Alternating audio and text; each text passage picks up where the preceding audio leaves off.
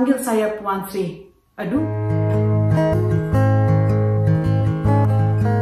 Halo teman-teman semua, welcome back to my YouTube channel. Kembali lagi dengan saya di sini, Elvira. Terima kasih karena sudah mengklik video ini. Baiklah teman-teman, di vlog kali ini saya ingin membahas mengenai culture shock di Malaysia atau perbedaan yang saya rasakan dan saya lihat sewaktu saya di Malaysia pertama kali ke sana ya. Jadi ini ceritanya sudah beberapa tahun yang lalu ya teman-teman, yang sudah lama sekali saya pertama kali ke Malaysia itu saya sekitaran udah lebih dari 10 tahun yang lalu ya. Tapi saya baru kepikiran untuk membuat topik ini kali ini karena kebetulan juga saya baru saja membuat YouTube ini ya. Tujuan saya membuat video ini teman-teman sama sekali tidak ada tujuannya untuk membanding-bandingkan atau membanding-bandingkan antara negara Indonesia dan Malaysia. Karena masing-masing negara itu mempunyai keunikan dan kebaikannya tersendiri ya teman-teman. Dan tujuan saya adalah untuk membuat video ini untuk memberitahukan kepada teman-teman yang belum pernah sama sekali ke Malaysia. Jadi nanti sekiranya Anda ke Malaysia, Anda melihat kejadian yang begini atau ya kejadian seperti ini, Anda itu sudah sedikit ada ide bagaimana kira-kira itu perbedaannya, dan mungkin Anda tidak akan begitu kaget ya pertama kali ke sana. Perbedaan yang pertama kali saya rasakan dan saya lihat waktu pertama kali saya ke Malaysia itu adalah pasar malam. Nah, pasar malam di Malaysia itu sangat berbeda sekali dengan pasar malam di Indonesia ya teman-teman. Pasar malam di Indonesia itu adalah seperti awana permainan dan ada baling-baling atau tong setan lah atau segala permainan anak-anak. Nah, kalau di Malaysia itu pasar malamnya sangat berbeda karena di pasar malam Malaysia itu mereka menjual makanan, sayuran, ikan, buah-buahan, pakaian, dan lain-lain sebagainya. Dan tidak ada sama sekali permainan, awana permainan. Nah, awana permainan yang di Malaysia itu mereka panggil adalah fun fair. Yang selanjutnya adalah minuman pakai plastik ikat tepi. Nah, pertama kali saya waktu merasakan hal ini, saya itu kaget. Karena kalau di Indonesia itu kalau kita misalkan beli air, misalkan teh manis dingin, masukkan dalam bungkus begitu ya. Nah, mereka dibungkusnya di plastik dan diikat mati begitu, diikat keseluruhannya ya teman-teman. Tapi kalau di Malaysia itu mereka akan ikat di tepi. Jadi kita boleh angkat atau pegang cantolannya itu dan minumnya itu dari sebelah. Jadi mereka ikat tepi. Nah, itu sangat berbeda sekali. Waktu itu saya pikir, loh kenapa begini ya, ini tujuannya apa gitu. Saya waktu pertama kali membeli minuman itu saya takut akan tertumpah karena kebanyakan daripada plastik itu tidak terikat sama sekali. Nah, jadi perbedaan yang ini adalah plastiknya diikat tepi kalau kita beli minuman untuk yang dibungkus. Nah, next. Sebahagian atau kebanyakannya rumah di Malaysia itu ya teman-teman, mereka akan pakai di pintunya itu dia akan pasang satu kali lagi grill. Maksudnya gerbang gitu, digerbangin dipakai pintu besi, digerbangin pakai pintu besi. Dan sedangkan kalau kita di Indonesia itu kita cukup digerbang di luar rumah saja kan ya. Nah, kalau di Malaysia itu kebanyakan rumah di depannya itu mereka akan pasang pintu, terus itu digerbangin lagi pakai pagar besi atau grill, dipanggilnya grill kalau nggak salah saya ya. Dan ini sebenarnya bagus sekali sih, jadi kita daripada security reason, dia sangat bagus karena untuk menghindari orang bisa masuk ke dalam rumah dengan mudah sekali ya teman-teman. Jadi tujuannya itu sangat bagus. Dan ini saya tidak bilang di Indonesia itu tidak ada rumah yang begini, ada, tapi nggak banyak begitu ya. Rumah yang pakai pintu besi, maksudnya di depan pintunya itu kita pakai pagar besi lagi, itu ada tapi jarang ya teman-teman. Nah, yang ini sangat spesial sekali ya teman-teman, karena saya akan membahasnya ini, mungkin saya akan membutuhkan bantuan dari teman-teman saya atau subscriber saya yang dari Malaysia untuk menjelaskan di komen di bawah info lebih lanjut mengenai hal ini ya, karena saya tidak cukup mengetahuinya, takutnya saya itu akan salah mengartikan atau salah menyampaikannya ya. Jadi saya bagi teman-teman yang ada di Malaysia, mungkin ada yang tahu atau yang bisa menjelaskannya di komen di bawah ya. Yaitu mengenai gelar bagi pejabatnya ya teman-teman, atau title.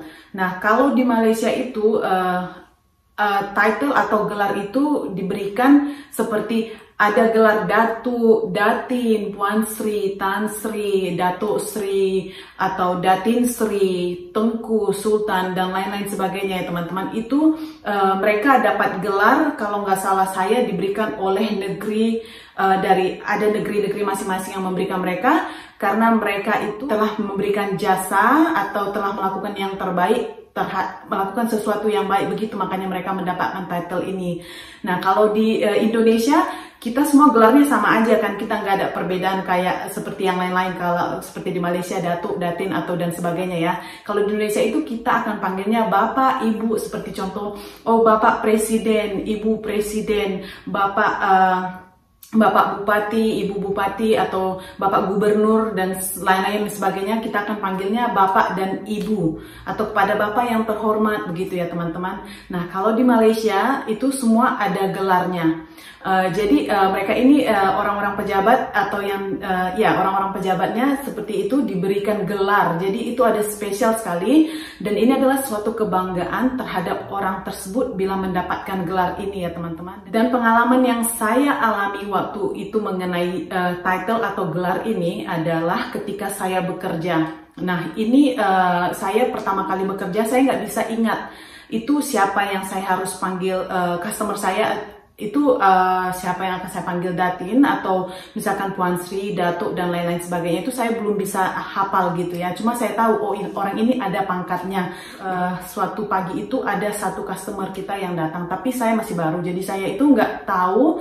Tapi saya tahu dia itu ada detailnya begitu, ada gelarnya. Cuma saya nggak tahu apa gitu, saya udah lupa. Nah, saya biasa kalau baru masuk kan saya akan greeting gitu ya kan. Oh, good morning Datin, begitu. Nah, dia langsung jawab pada saya, oh panggil saya Puan Sri. Aduh, nah di situ saya merasa bersalah. Karena dia sebenarnya Puan Sri, tapi saya panggil Datin. Nah, ini adalah culture shock buat saya ya. Saya itu nggak terbiasa dengan gelar-gelar begini. Karena biasanya kan selamat pagi Pak, selamat pagi Ibu, dan tiba-tiba saya harus orang itu ada gelar gitu di depannya, misalkan Datin Sri siapa gitu namanya. Oke, yang selanjutnya teman-teman, ini mengenai kalau kita bersalaman dengan seseorang itu, kan di Indonesia kita biasa bersalaman terus kita akan cium pipi 2 kali ke kanan dan ke kiri ya. Nah, kalau di Malaysia itu cium pipi, ini yang saya tahu ya teman-teman, ini berdasarkan pengalaman saya nggak tahu misalkan di negara atau di tempat lain yang ada di Malaysia itu nggak begitu caranya. Ini yang saya tahu dulu, ini pengalaman saya ya. Pertama kali itu saya pergi ke tempat atau buka open house suatu hari raya ke rumah temannya saya gitu. Jadi saya salam anggota keluarga mereka, saya salam terus saya mau kayak cium pipi gitu ya. Kalau bahasa di Medan dipanggil cipika-cipiki gitu ya. Saya buat kanan kiri, terus yang kebetulan itu kakaknya teman saya itu mau buat yang ketiga kali. Nah, saya bingung gitu, saya mengelak, saya bingung, saya bilang mau buat apa ini? Oh, ternyata mereka itu kalau kita salaman dia akan kayak cium pipi itu 3 kali ke kanan dan ke kiri, dan kemungkinan ke kanan sekali lagi. Jadi ada 3 kali. Nah, kalau kita di Indonesia 2 kali ya. Nah, itu ada perbedaannya juga. Kalau sekiranya Anda nanti misalkan mau bersilaturahmi ke rumah teman, salah satu teman yang ada di Malaysia ya, jangan lupa itu ada, kalau misalkan Anda mau cium pipi itu, mereka buatnya 3 kali. Selanjutnya adalah perbedaan arti dari sebuah kata. Dan kita udah tahu ya teman-teman, atau kebanyakan orang bilang, oh bahasa Indonesia dengan bahasa Melayu itu nggak banyak bedanya. Benar, dan ada juga benar, tapi ada juga sebahagian kata-kata yang di bahasa Indonesia itu berbeda artinya dengan bahasa Melayu. Nah, ini contoh saya akan bagi satu. Kita kosakatanya adalah tak payah. Nah, tak payah itu kalau di Malaysia itu tidak usah. Sedangkan di Indonesia itu kalau kita bilang tak payah means sangat mudah atau gampang, maaf ya saya bilang gampang atau sangat mudah. Nah ini pengalaman saya waktu pertama kali dengar tak payah itu, ini agak lucu sekali teman-teman, karena kan saya baru datang gitu, saya nggak tahu ini apa artinya tak payah itu. Setahu saya itu adalah tak payah means it's okay, mudah, gampang gitu ya. Nah jadi waktu itu kejadiannya ada satu customer ini, waktu dia mau bayar, saya masukin ke barang yang dibeli dia ini, saya masukin ke kantongan plastik. Nah, langsung dia bilang ke saya, oh tak payah masukkan plastik. Terus saya tetap masukin barang ini gitu ya kan, karena saya bilang, oh ya iya tak payah memang gampang gitu ya kan, memang mudah. Terus saya masukin, terus dia bilang, oh tak payah masukkan plastik. Terus saya bilang, oh iya ini memang tidak payah, ini memang mudah saya bisa masukinnya. Terus dia lihat saya begitu, oh kamu masih baru ya di Malaysia? Terus saya bilang, iya saya masih baru. Oh itu saya maksudkan tadi itu tak payah means udah nggak, jangan masukkan di dalam, tidak usah masukkan gitu, jangan masukin ke dalam begitu. Next, di Malaysia itu bunyi burung gagak banyak sekali teman-teman. Nah kalau sedangkan di Indonesia, kalau kita dengar suara burung gagak itu adalah mitosnya kejadian akan terjadi malapetaka atau kejadian buruk akan terjadi gitu ya. Nah sedangkan di Malaysia itu banyak sekali burung gagak teman-teman.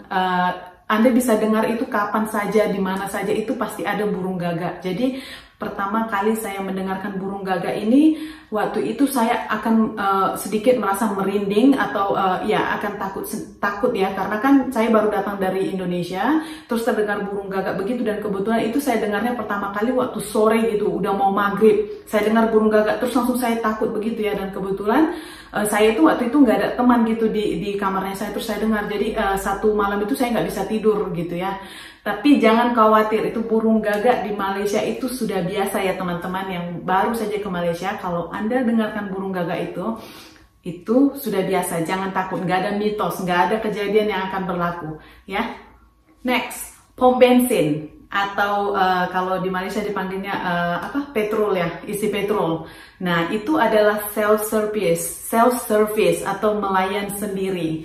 Nah ini teman-teman, kalau pom bensin di Malaysia itu kita buat sendiri teman-teman. Jadi contohnya kalau kita mau ngisi bensin itu, nanti kita akan guna kartu atau kita masuk ke dalam bayar, terus kita yang pompanya masuk ke dalam kendaraan, ke dalam tabung minyak, tabung bensin kendaraan kita sendiri ya teman-teman. Jadi itu nggak ada yang nolongin. Nah ini ceritanya pertama kali saya dulu waktu mau mengisi mobil bosnya saya, mau ngisi minyak mobil bos saya, dia suruh ini kartu saya kamu isi minyak. Nah saya keluar, saya berdiri gitu, berdiri nungguin abang-abang ini untuk menolong saya, dan ternyata nggak ada abang-abang, nggak ada yang nolong. Jadi saya berdiri di situ ada berapa menit begitu, terus bos saya bilang kamu nunggu apa? Terus saya bilang nunggu mereka bantuin saya. Siapa yang mau bantuin kamu? Terus teman saya turun. Nah, teman saya turun, kata teman saya, oh di sini itu saya lupa bagi tahu kamu, kalau di sini itu kita buat sendiri. Nah, ini kartunya kamu masukin. Nah, dia ajarin saya bagaimana buat. Nah, jadi itu pom bensin di sana itu self service, layan sendiri ya, nggak ada abang-abang atau nggak ada yang nolongin kita gitu ya. Next, di Malaysia itu seperti yang kita ketahui mereka bahasa Melayu ya teman-teman. Tapi pengalaman saya pertama kali ke Malaysia itu, saya mendengar orang-orang atau orang-orang di sekitar saya itu bahasa Melayunya itu dicampur dengan bahasa Inggris. Nah saya itu sedikit bingung pada saat itu, kenapa ini bahasa Melayu ada bahasa Inggrisnya begitu? Apakah bahasa Melayu ini memang bahasa Inggris juga gitu ya kan? Jadi saya situ agak kebingungan juga gitu ya. Jadi bahasa Melayu itu mereka pasti ada sedikit atau banyak mereka akan campur dengan bahasa Inggris. Nggak tahu ini dipanggil apa? Saya nggak tahu, lupa. Ada panggilannya, saya nggak tahu. Kalau kayak Singapura Singlish, Singapura English ya. Kalau Malaysia Maling, saya kurang jelas. Mungkin teman-teman yang di Malaysia bisa komen di bawah. Saya lupa gitu ya. Mungkin bisa komen di bawah itu disebutnya apa gitu. Kalau bahasa Malaysia Mix English itu dipanggilnya apa di Malaysia. Tapi ini teman-teman, saya rasa ini cukup. Waktu itu saya sangat gembira sekali kalau Malaysia dicampur Inggris, karena dengan begitu saya bisa belajar dua bahasa dalam waktu yang bersamaan, belajar bahasa Inggris dan belajar bahasa Melayu. Jadi dengan cara itu bahasa Inggris saya juga bisa lebih dipercepat cara pelajarannya ya. Jadi saya itu sangat suka sekali itu kemarin waktu mendengarnya. Saya rasa itu sangat spesial begitu ya teman-teman. Next, klakson. Nah, kalau di Malaysia itu jarang sekali Anda mendengar orang pasang klakson, walaupun dia misalkan traffic jam, kecuali kalau memang keadaan itu sangat rumit, atau misalkan kita itu udah nggak suka sama orang, atau misalkan mau komunikasi sama orang minggir gitu, nah kita klakson. Dan itu juga tidak dilakukan berkali-kali ya teman-teman, beda seperti di Indonesia ya. Kalau di Indonesia kan kita akan dengar banyak sekali orang akan klakson, ngapa-ngapain aja klakson, terutamanya waktu macet gitu ya, apalagi di daerah Jakarta itu bunyi klakson itu udah biasa gitu ya. Nah, kalau Anda lakukan klakson di Malaysia itu nggak ada tujuannya gitu, dari mana, nggak datang dari mana Anda klakson, nanti mereka itu akan kurang senang begitu ya. Jadi bunyi klakson itu di Malaysia lebih atau lebih jarang Anda dengar dari bunyi klakson di Indonesia.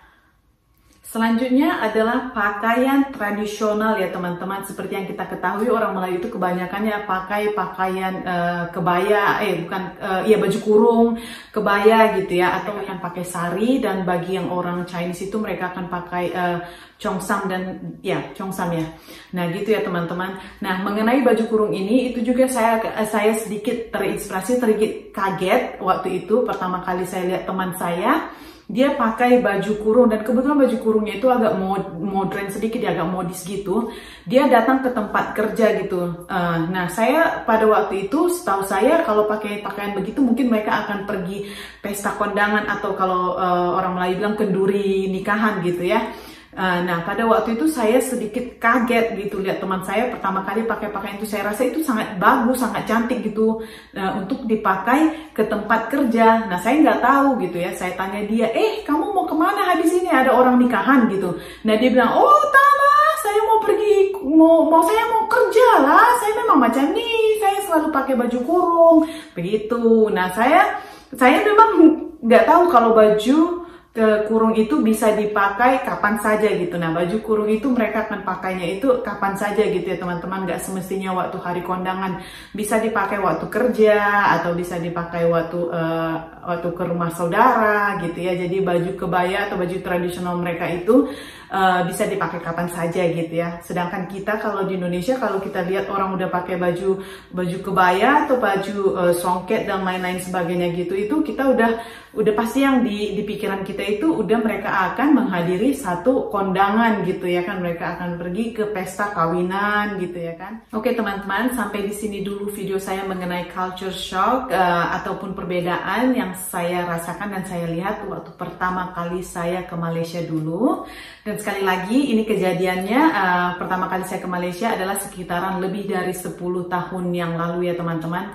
Jadi sekiranya udah ada pembaruan atau atau perbedaan yang lain daripada apa yang saya ceritakan sekarang dengan keadaan yang sekarang, saya minta maaf karena saya menceritakannya ini based on my experience yang waktu saya pertama kali ke Malaysia dulu, dan itu sudah lebih beberapa tahun yang lalu ya, udah agak lama. Dan ya, bagi teman-teman saya yang ada atau teman-teman saya yang ada di Malaysia yang mungkin bisa membantu saya untuk menjelaskan sedikit yang tidak saya jelaskan dalam video ini, bisa di komen di bawah. Dan di video selanjutnya saya akan membahas, mudah-mudahan saya ada waktu, saya akan membahas mengenai kosakata yang ada di Malaysia yang sama dengan di Indonesia tapi berbeda arti. Ya, saya akan membahasnya itu lebih lanjut di next video. So hope you like it. Jangan lupa di komen di bawah. Kalau Anda mau subscribe, you're welcome to subscribe. Terima kasih banyak. And take care, stay healthy and stay safe. I'll see you in the next video. Bye.